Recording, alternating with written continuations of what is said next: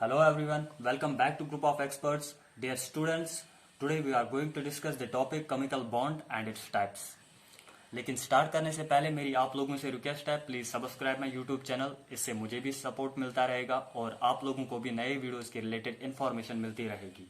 Without wasting your time हम start करते हैं। पहले हम केमिकल बॉन्ड के बारे में डिस्कस करेंगे। कल हमने रीजंस देखे थे, बॉन्ड बनने के लिए रीजंस देखे थे, बॉन्ड क्यों बनता है। ठीक है, अब थोड़ा सा केमिकल बॉन्ड डिस्कस करते हैं। पहले what is chemical bond? It is a force that acts between two और more atoms to hold them together as a stable molecule.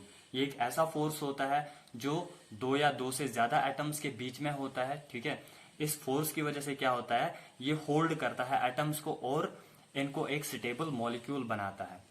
यहाँ पे सपोज अगर मैं दो एटम्स बनाऊंगा, फॉर एग्जाम्पल एक मेरे पास एटम ए है, दूसरा एटम बी है। ठीक, अब ये दोनों एटम्स जब एक दूसरे को अप्रोच करते हैं तो क्या होता है, यहाँ पे इन दो के बीच में एक फोर्स क्रिएट होता है। ठीक है, और इसी फोर्स को हम केमिकल बॉन्ड कहते हैं। ये फोर्स इनको होल्ड करके रखता है और इनको एक मॉलिक्यूल बना के रखता है, एक स्टेबल मॉलिक्यूल बनाता है। स्टेबल कैसे बनता है, जैसे हमने कल डिस्कस किया था, जब ये अप्रोच करते हैं एक दूसरे को तो जब अट्रैक्शन इनमें डोमिनेंट होता है, ठीक है, अट्रैक्शन फोर्स डोमिनेंट होते हैं, उस वक्त पोटेंशियल एनर्जी डिक्रीज हो जाती है और पोटेंशियल एनर्जी डिक्रीज होने की वजह से ये स्टेबल बन जाता है। ठीक, तो कुछ इंपॉर्टेंट पॉइंट्स है केमिकल बॉन्ड के बारे में। पहला ही पॉइंट है, it's a union of two और मोर एटम्स। ये दो या दो से ज्यादा एटम्स का यूनियन होता है।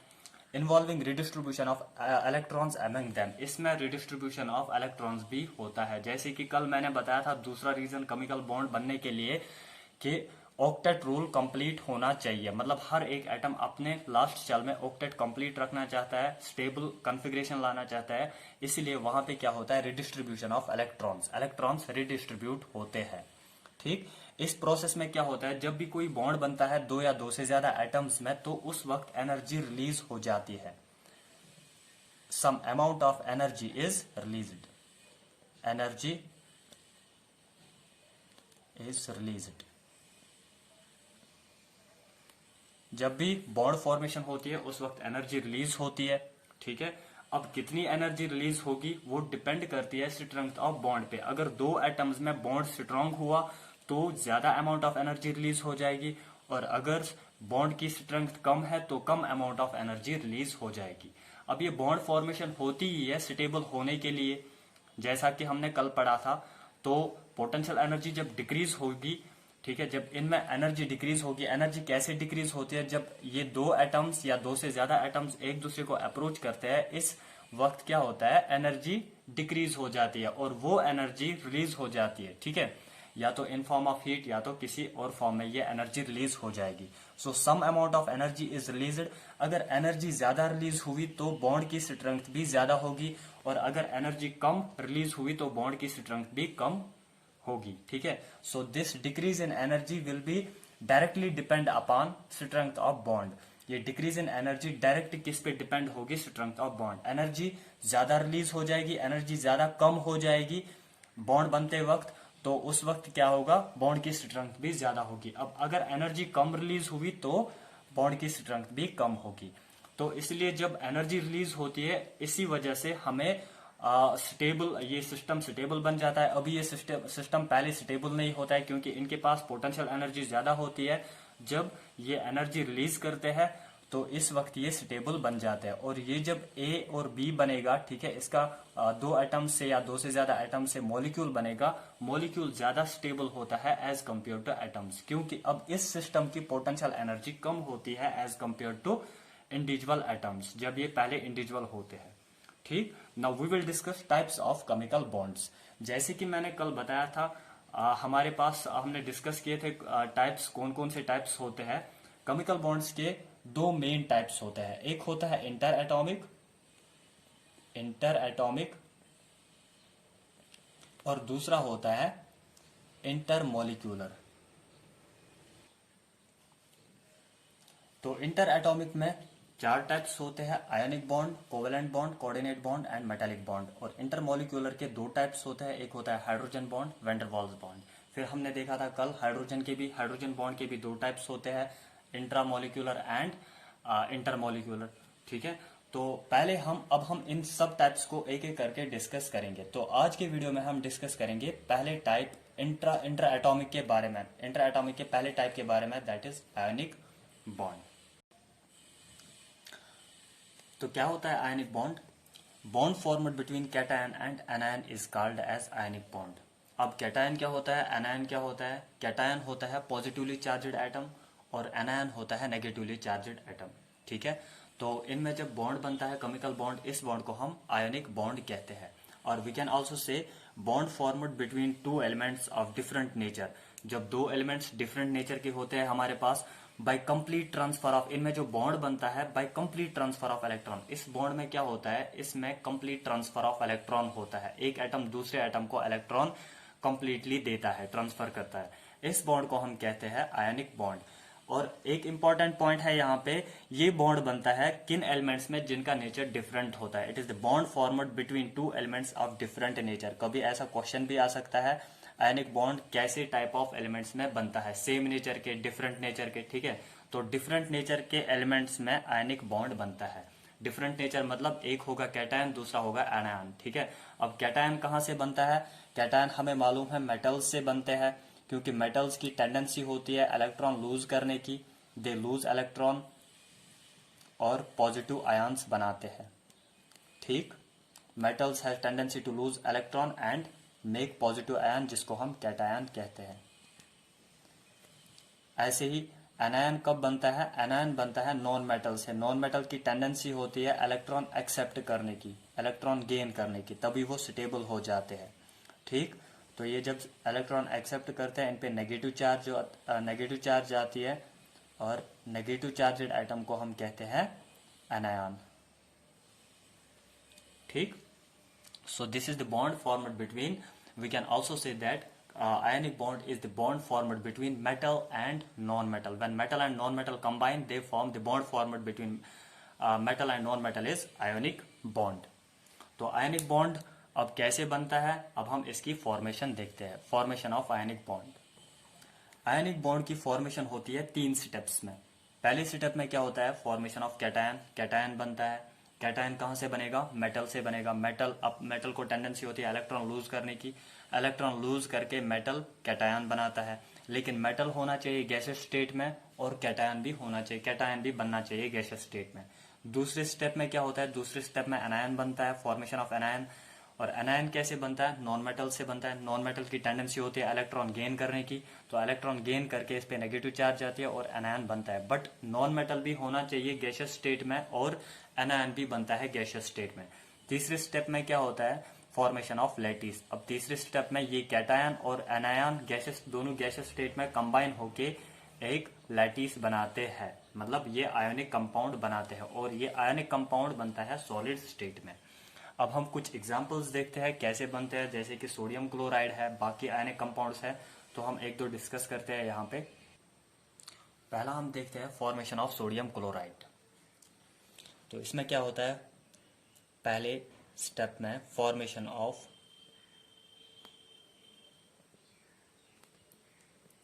सोडियम आयन, मतलब पहले स्टेप में हमें कैटायन बनाना है। और कैटायन कैसे बनता है? By loss of electron, loss of electron. तो सोडियम मेटल है, सोडियम अपना इलेक्ट्रॉन लूज करके सोडियम आयन बनाएगा प्लस इलेक्ट्रॉन। ठीक। तो इसने कैटायन बनाया सोडियम आयन। देन दूसरे स्टेप में क्या होगा? दूसरे स्टेप में फॉर्मेशन ऑफ क्लोरीन आयन, मतलब एनायन। और एनायन कैसे बनता है? By gain of electron. तो एनायन कैसे बनेगा? यहाँ पे क्लोरीन इलेक्ट्रॉन गेन करेगा और इस पे नेगेटिव चार्ज आएगी, तो क्लोरीन आयन बनेगा, जिसको हम एनायन कहते हैं। ठीक। और तीसरे स्टेप में, लेकिन ये सारा होता है जब इनको हम गैसियस स्टेट में लेते हैं।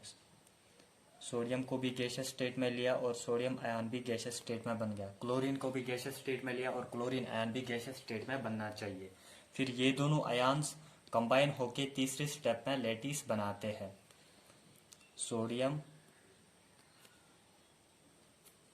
Positive plus chlorine negative, it will form, ये दोनों गैसियस स्टेट में है, it will form sodium chloride, formation of lattice.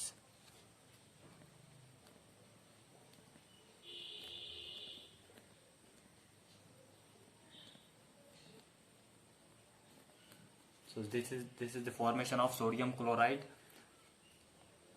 तो यहाँ पे क्या हुआ, अब यहाँ पे ये दो आयन्स जब बनते हैं, अब इन दोनों आयन्स में ये दोनों हाईली अनस्टेबल होते हैं ये आयन्स, ठीक है।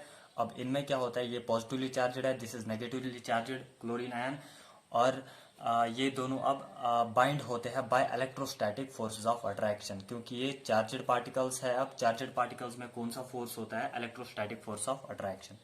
तो यहाँ पे इलेक्ट्रोस्टैटिक फोर्स ऑफ अट्रैक्शन है, because these are unlike charges, एक पॉजिटिव है दूसरा नेगेटिव है, ठीक। और कभी कभी आपको लुईस डॉट स्ट्रक्चर भी पूछा जाता है इसका।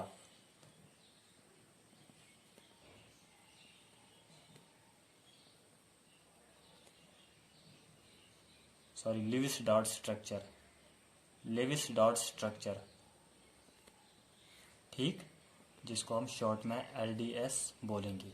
अब अगर पूछा जाएगा कि सोडियम क्लोराइड का LDS बनाओ, ठीक है, तो LDS कैसे बनेगा, देखो लेविस डॉट स्ट्रक्चर में हम वैलेंस इलेक्ट्रॉन्स दिखाते हैं। सोडियम के पास कितने वैलेंस इलेक्ट्रॉन्स है, 1 वैलेंस इलेक्ट्रॉन है, और इसको हम क्रॉस से रिप्रेजेंट करेंगे। इनको हम जनरली रिप्रेजेंट करते हैं डॉट से, बट यहाँ पे कैटायन और एनायन के एनायन को हम डिफरेंट तरीके से दिखाएंगे। कैटायन को क्रॉस से दिखाएंगे और एनायन को डॉट से दिखाएंगे। और क्लोरीन के पास कितने इलेक्ट्रॉन्स होते हैं, इसके पास वैलेंस शेल में 7 इलेक्ट्रॉन्स होते हैं, तो मैंने 7 डॉट्स से दिखाया, ठीक है। अब ये सोडियम क्या करेगा, अपना इलेक्ट्रॉन इस क्लोरीन को देता है। जब अपना इलेक्ट्रॉन इस क्लोरीन को दिया तो ये बनेगा सोडियम पॉजिटिव, ठीक है, और ये बनेगा क्लोरीन नेगेटिव। और इसके पास अब कितने इलेक्ट्रॉन्स हैं, इसके पास 8 इलेक्ट्रॉन्स हैं, और ये नेगेटिव आयन बन गया, ठीक है। पहले हम इसकी इलेक्ट्रॉनिक कॉन्फ़िगरेशन देखते हैं, सोडियम की इलेक्ट्रॉनिक कॉन्फ़िगरेशन देखते हैं। What is electronic configuration of sodium, that is 2 8 and 1। And what is electronic configuration of chlorine, वो होती है 2 8 एंड 7, ठीक। अब दोनों की इलेक्ट्रॉनिक कॉन्फ़िगरेशन अनस्टेबल है। अब सोडियम इसको एक इलेक्ट्रॉन देगा तो इसकी नई इलेक्ट्रॉनिक कॉन्फ़िगरेशन क्या बन गई, 2 एंड 8 हो गई स्टेबल। और क्लोरीन की भी नई इलेक्ट्रॉन बनेगी, ये इसका एक इलेक्ट्रॉन लेता है तो इसकी नई इलेक्ट्रॉनिक कॉन्फ़िगरेशन बनेगी 2 8 and 8। This is stable electronic configuration of chlorine, ठीक। अब ये दोनों चार्जड पार्टिकल्स है, ये दोनों एक दूसरे को अट्रैक्ट करेंगे by electrostatic force of attraction, जिससे इनका फिर ये बनता है, लैटिस बनता है, ठीक है। This is the Lewis dot structure of sodium chloride. दूसरी एग्जांपल हम देखते हैं, फॉर्मेशन ऑफ पोटेशियम सल्फाइड। तो पोटेशियम सल्फाइड कैसे बनता है, पहले कैटायन बनेगा पहले स्टेप में। Potassium is a metal, it will lose electron and it will form potassium positive ion। लेकिन यहाँ पे हमें 2 पोटेशियम चाहिए, तो 2 पोटेशियम करते हैं, 2 इलेक्ट्रॉन्स लूज और 2 पोटेशियम आयन्स बनते हैं। बट ये दोनों, ये स्टेप सारा गैसियस स्टेट में हो जाता है, ठीक है। और दूसरे स्टेप में क्या होगा, दूसरे स्टेप में sulfur is a non-metal, sulfur in gaseous form it will accept electron, it will gain 2 electrons, क्योंकि इसकी वैलेंसी 2 होती है, it will gain 2 electrons and it will form sulfur dinegative,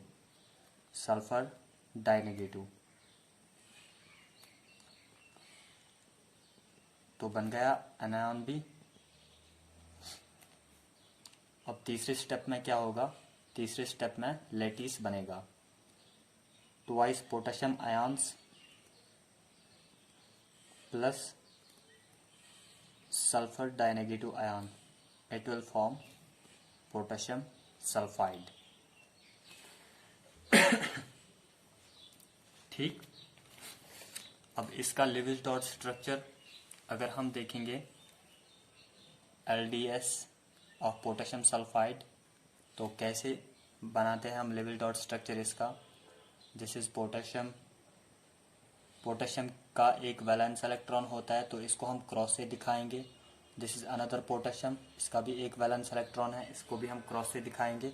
and this is sulphur, sulphur के पास कितने valence electrons होते हैं, 6 होते हैं, 1 2 3 4 5 एंड 6। ठीक।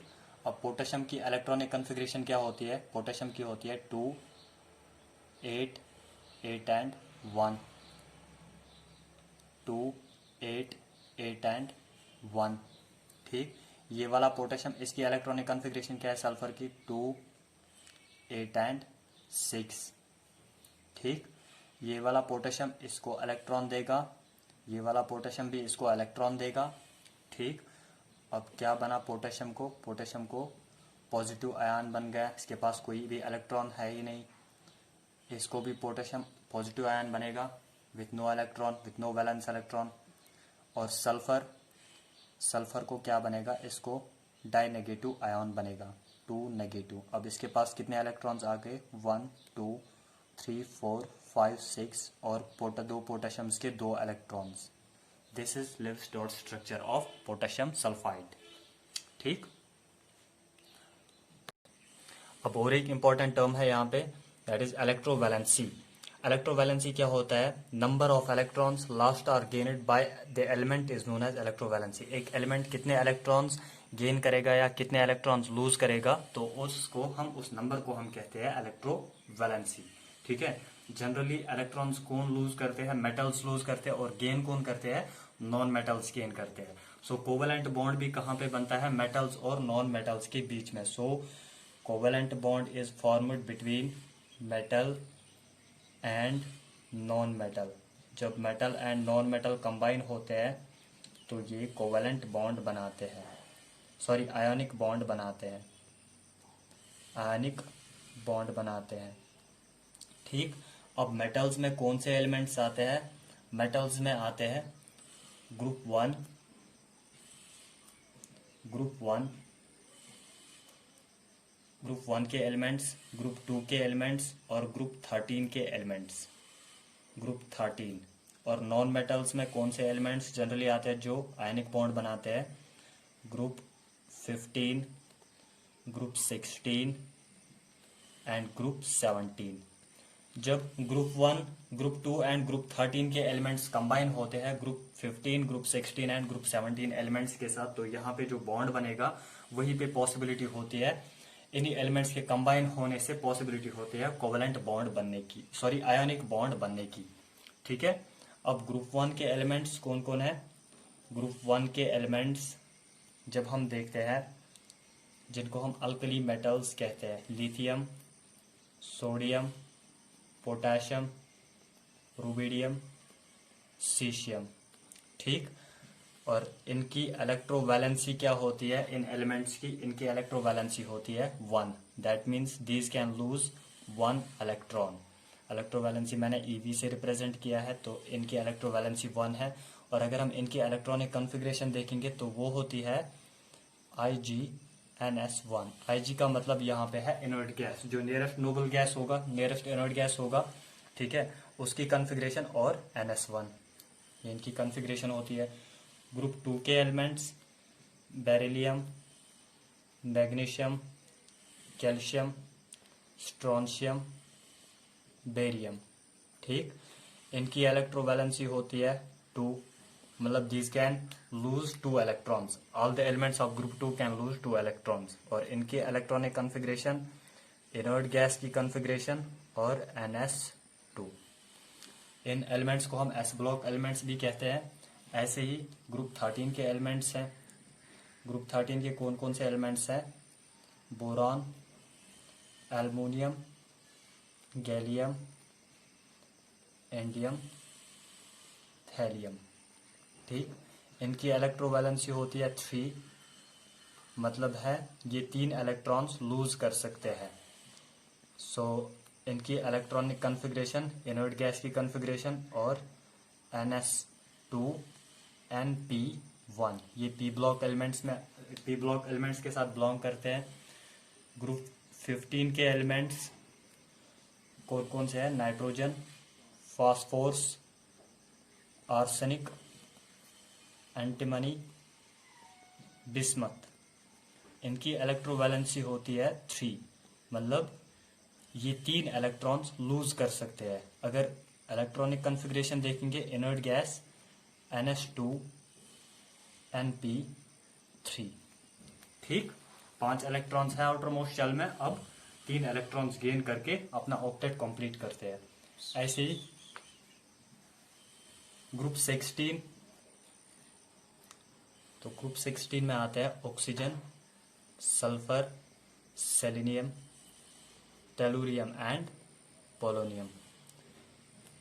इनकी इलेक्ट्रोवैलेंसी होती है 2, मतलब ये 2 इलेक्ट्रॉन्स गेन करते हैं और स्टेबल हो जाते हैं। और अगर इलेक्ट्रॉनिक कॉन्फ़िगरेशन देखेंगे, inert gas, nearest inert gas NH2 Np4, ये भी पी ब्लॉक एलिमेंट्स में बिलोंग करते हैं। ग्रुप 17 के एलिमेंट्स हैं fluorine, chlorine, bromine, iodine and astatine. इनकी इलेक्ट्रोवैलेंसी होती है 1, मतलब ये 1 इलेक्ट्रॉन गेन करते हैं। ठीक, ये भी नॉन मेटल्स में बिलोंग करते हैं। और इनकी electronic configuration inert gas NH2 Np5। ठीक, तो जब इन एलिमेंट्स में ग्रुप 1, ग्रुप 2, ग्रुप 13 और बाकी जो एलिमेंट्स है ग्रुप 15, 16 एंड 17, जब ये कंबाइन होते हैं, ठीक है, ये एलिमेंट्स बिलोंग करते हैं मेटल्स के साथ, ये एलिमेंट्स बिलोंग करते हैं नॉन मेटल्स के साथ। जब ये कंबाइन होते हैं आपस में, तो इनमें जो बॉन्ड बनेगा वो बॉन्ड बनता है आयोनिक बॉन्ड। ठीक, और अगर हम देखते हैं डी ब्लॉक एलिमेंट्स की वेरिएबल वैलेंसी होती है। D block elements, these are having variable valency, ये शो करते हैं वेरिएबल वैलेंसी।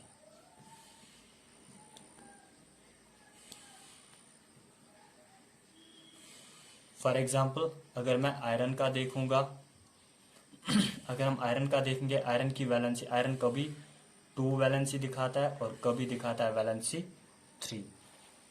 सो अब हमें क्वेश्चन आता है एग्जाम में, या हमें ऑब्जेक्टिव आता है एग्जाम में कि हमें देखना होता है, हमें आयनिक कैरेक्टर देखना होता है, या आयनिक कैरेक्टर का ऑर्डर देखना होता है, इंक्रीजिंग या डिक्रीजिंग ऑर्डर। ठीक है, आयनिक कंपाउंड्स का आयनिक कैरेक्टर ऑर्डर। ठीक, तो आयनिक कैरेक्टर हम कैसे निकालते हैं? आयनिक कैरेक्टर डिपेंड करता है इलेक्ट्रोनेगेटिविटी डिफरेंस पे। इलेक्ट्रोनेगेटिविटी डिफरेंस ज्यादा होगी तो आयनिक कैरेक्टर भी ज्यादा होगा। ठीक है, और इलेक्ट्रोनेगेटिविटी डिफरेंस कम होगी तो आयनिक कैरेक्टर भी कम होगा। So higher is the difference between metal and non metal. अगर आयनिक कैरेक्टर देखना होता है तो हम देखते हैं difference in metal and non metal. अगर हायर डिफरेंस होगी तो इलेक्ट्रोनेगेटिविटी डिफरेंस भी ज्यादा होगी और आयनिक कैरेक्टर भी ज्यादा होता है। जैसे कि हमने इससे पहले पीरियोडिक टेबल में ऑलरेडी पढ़ा हुआ है कि मेटल्स में जब हम मेटल्स में डाउन द ग्रुप मूव करते हैं तो क्या होता है, मेटल्स का मेटालिक कैरेक्टर इंक्रीज हो जाता है, मतलब इलेक्ट्रॉन लूज करने की टेंडेंसी इंक्रीज हो जाती है। और जब हम नॉन मेटल्स की साइड से देखते हैं तो नॉन मेटल्स में क्या होता है, डाउन द ग्रुप जब हम मूव करते हैं, जैसे कि फ्लोरीन, क्लोरीन, ब्रोमीन, आयोडीन, एस्टेटीन, जब हम डाउन द ग्रुप मूव करते हैं तो नॉन मेटालिक कैरेक्टर डिक्रीज हो जाता है। वो शील्डिंग इफेक्ट की वजह से होता है, दोनों केसेस में, वहां पे भी शील्डिंग इफेक्ट की वजह से, यहाँ पे भी शील्डिंग इफेक्ट की वजह से। So metallic character, non metallic character, ये इस चीज पे डिपेंड होता है कि इलेक्ट्रोनेगेटिविटी डिफरेंस कहाँ पे ज्यादा होगी, कहाँ पे कम होगी। ठीक है, तो एक छोटा सा क्वेश्चन करते हैं यहाँ पे। क्वेश्चन है, arrange the following in order of increasing ionic character. हमें इंक्रीजिंग आयनिक कैरेक्टर के ऑर्डर में इनको इंक्रीज और ये अरेंज करना है। पहला पार्ट क्या है, फ्लोराइड्स ऑफ अल्कली मेटल्स। अब कौन कौन से फ्लोराइड होते हैं अल्कली मेटल्स के, पहले हम देखते हैं अल्कली मेटल्स कौन कौन से हैं। लिथियम है, सोडियम है, पोटाशियम है, रुबिडियम एंड सीशियम। ठीक, तो लिथियम का फ्लोराइड क्या बनेगा, lithium fluoride, sodium fluoride, potassium fluoride, rubidium fluoride and caesium fluoride. These are the fluorides of alkali metals. अब हमें इनको अरेंज करना है किस ऑर्डर में, increasing order of ionic character. अब आयनिक कैरेक्टर कहाँ पे ज्यादा होगा, देखो हैलाइड तो यहाँ पे फ्लोराइड फ्लोरीन तो कॉमन है सब में। अब हम अल्कली मेटल्स में देखते हैं तो मेटालिक कैरेक्टर जिसका ज्यादा होगा तो उसी को ज्यादा डिफरेंस होगी, उसी को इलेक्ट्रोनेगेटिविटी ज्यादा डिफरेंस होगी इस फ्लोरीन के साथ। तो मेटालिक कैरेक्टर मेटल्स में किसका ज्यादा है, down the group metallic character increases. तो सीशियम का ज्यादा मेटालिक कैरेक्टर है सबसे ज्यादा, और फ्लोरीन का नॉन मेटालिक कैरेक्टर सबसे ज्यादा होता है। तो सीशियम फ्लोराइड का जो बॉन्ड बनेगा उसका आयनिक कैरेक्टर सबसे ज्यादा होता है। ये आपको याद भी रखना है। हमारे सब कंपाउंड्स में जितने भी कंपाउंड्स हैं, जितने भी आयनिक कंपाउंड्स हैं, उनमें से सीशियम फ्लोराइड का आयनिक कैरेक्टर सबसे ज्यादा होता है। आयनिक कैरेक्टर इसका सबसे ज्यादा है, इज मोर। ठीक, ये आप याद भी रखना, सीशियम फ्लोराइड का सबसे ज्यादा आयनिक कंपाउंड्स में सबसे ज्यादा आयनिक कैरेक्टर होता है। ऐसे ही दूसरा पार्ट है halides of sodium. Halides of sodium, तो कौन कौन से हैलाइड्स होते हैं सोडियम के, पहले मैं हैलोजेंस लिखूंगा। हैलोजेंस कौन कौन से होते हैं हमारे पास, एक होता है फ्लोरीन, क्लोरीन होता है, ब्रोमीन होता है, iodine, fluorine chlorine bromine and iodine. ठीक है, अब इनके हैलाइड्स ऑफ सोडियम, हमें सोडियम के हैलाइड्स लिखने हैं। तो sodium fluoride, sodium chloride, sodium bromide and sodium iodide. Sodium तो कॉमन है सब में। अब हम देखते हैं नॉन मेटालिक कैरेक्टर जिसका ज्यादा होगा वही सोडियम के साथ जो बॉन्ड बनाएगा उसका आयनिक कैरेक्टर ज्यादा होगा। तो नॉन मेटालिक कैरेक्टर किसका ज्यादा होता है, फ्लोरीन क्लोरीन ब्रोमीन आयोडीन। हमें याद है down the group fluorine chlorine bromine iodine. ठीक है, जब हम मूव करते हैं तो नॉन मेटालिक कैरेक्टर डिक्रीज होता है। तो सबसे स्ट्रॉन्ग नॉन मेटल कौन है, fluorine. Fluorine has tendency to gain electron और इसकी ज्यादा टेंडेंसी है इन सबसे ज्यादा। तो नॉन मेटालिक कैरेक्टर भी इसी का ज्यादा हुआ, तो इसी की इलेक्ट्रोनेगेटिविटी डिफरेंस सोडियम के साथ ज्यादा होगी। इसलिए यहाँ पे ऑर्डर क्या रहेगा, सोडियम फ्लोराइड का आयनिक कैरेक्टर ज्यादा है as compare to sodium chloride, and sodium bromide का ज्यादा होगा as compare to sodium iodide. This is the order, और इनमें से सबसे ज्यादा आयनिक कैरेक्टर होगा सोडियम फ्लोराइड का।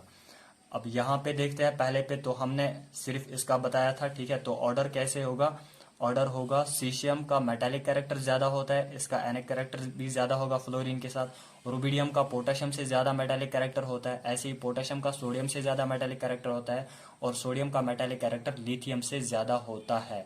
तो इसका आयनिक कैरेक्टर का ऑर्डर क्या है, सीशियम फ्लोराइड का ज्यादा है as compare to rubidium fluoride, as compare to potassium इसका ज्यादा है as compare to sodium fluoride, इसका ज्यादा है as compare to lithium fluoride.